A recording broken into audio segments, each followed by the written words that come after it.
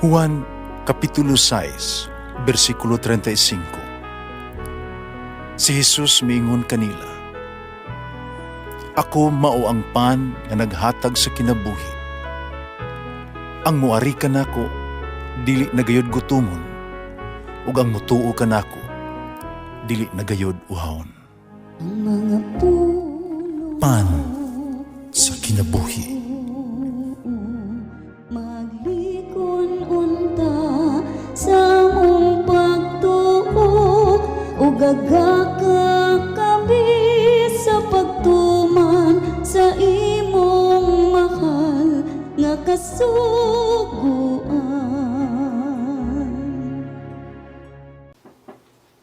Ang Ginoo man na kaninyo. Santo si Ebanghelyo sumala ni San Lucas. Bidugang pagsaysay si Jesus pinaagig usa ka sabingay. Tanawa ang kahoy ang ehera, ug ang tanang mga kahoy. Kumusa dinsing na gani sila, nasayran ninyo nga hapit na ang ting-init. Sa samang paagi, kung inyo kining mga tikdan, hibaw nga haduol na ang gingharian sa Dios. Kasi pagka tinuod, ingon ko, ingnan ko kamo, nga dili makanaw kining kaliwatana, karon hangtod nga dili matuman ang tanan. Mahanaw ang langit ug yuta, pandili mahanaw, makawang ang ako ang mga pulong. Ang Ebanghelyo sa Ginoo. Pasalamati ang Ginoo kay siya maayo, ang iyang gugma mulungtad hangtod sa kahangturan. Pasalamati ang Diyos sa tanang mga Diyos, ang iyang gugma malungtaron. Pasalamati ang Ginoo sa mga Ginoo, ang iyang gugma malungtaron.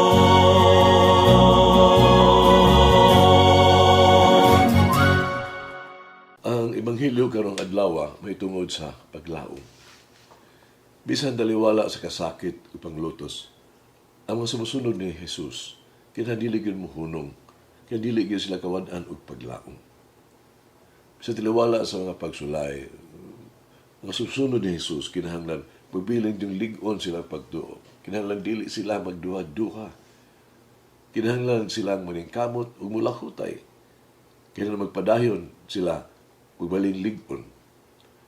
Ang uba mga nasod, adunay upat ka mga panahon. Ang mga kahoy sama sa kahoy ng ehera, no? Nga gisgutan sa Ebanghelyo karong adlaw, nangalaya sila mga dahon panahon sa tingdagdag o season of fall, no? Mahulog ang dahon.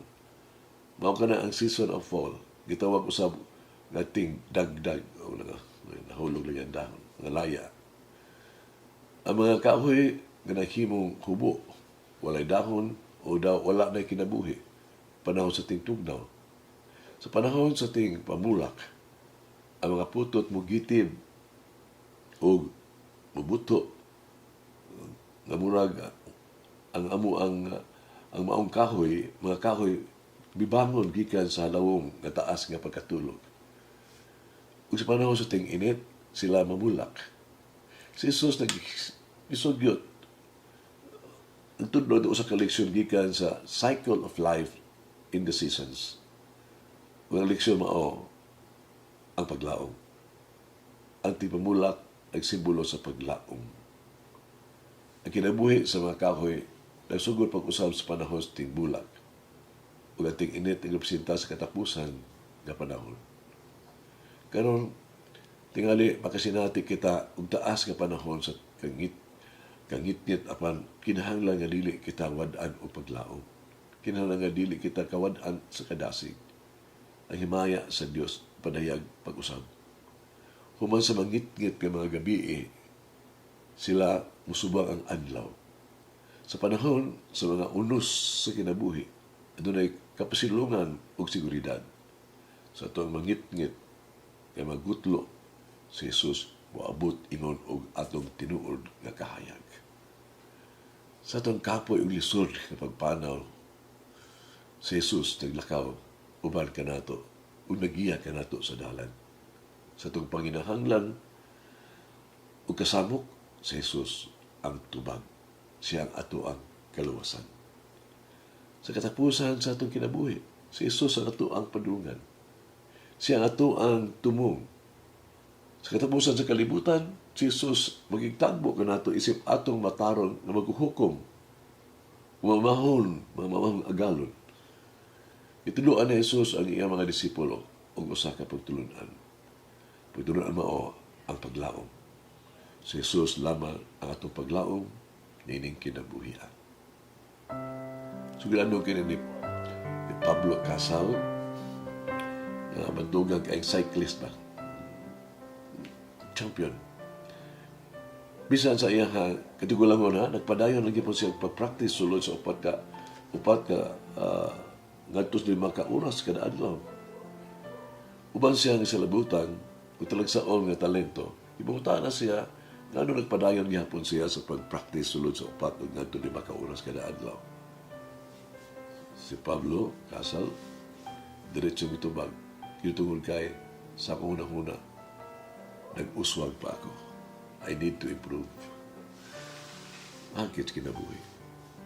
Unsa ang pinadako nga leksyon nga sa akong kinabuhi. Yun sa akong nako kini paggamit sa akong kinabuhi. Mag-ampaw kita. Nagagahon ng Diyos ang maluluyon ng Amahan. Ikaw ang among magbuhat. Ikaw ang among paglaom. Ang among ang tabang. Mga ako kanimo uban sa pamsanon na kasing-kasing uban sa sinsiro nga pangamuyo. Bantayi at timana ako pag-ayo. Andama ako alang sa usa ka malipayon nga mulinaw nga kamatayon. Nagmaon magtagdanon magagahom sa tanan na Dios. Kaluy ako. Duwata ako sa imong giharian. Matagi ako upahulay na walay katapusan. Amen. Mama Mary, help me to make the right choice in this life for the glory of God. Malangin ang Diyos magagahom sa tanan, Amahan, Anak, Espiritu Santo. Amen. May the Lord of the divine mercy bless us all, heal us from all diseases and suffering. Ayun unta niya kita, tanang mga sakit na sa lawas, o sa kalag, body and soul. In the name of the Father, the Son, and of the Holy Spirit. Jesus, I trust in you. Amen. Whoever eats the bread of life will never hunger, says the Lord. Kay galaan inyong nabati ang pagpaambit ug hamubong pamalandong sa pulong sa Dios pinaagi sa tulumanon pan sa kinabuhi nga gidumala ni Monsignor Daddy Silva. Hangtod na usab sa sunod higayon, daghang salamat. The bread of life.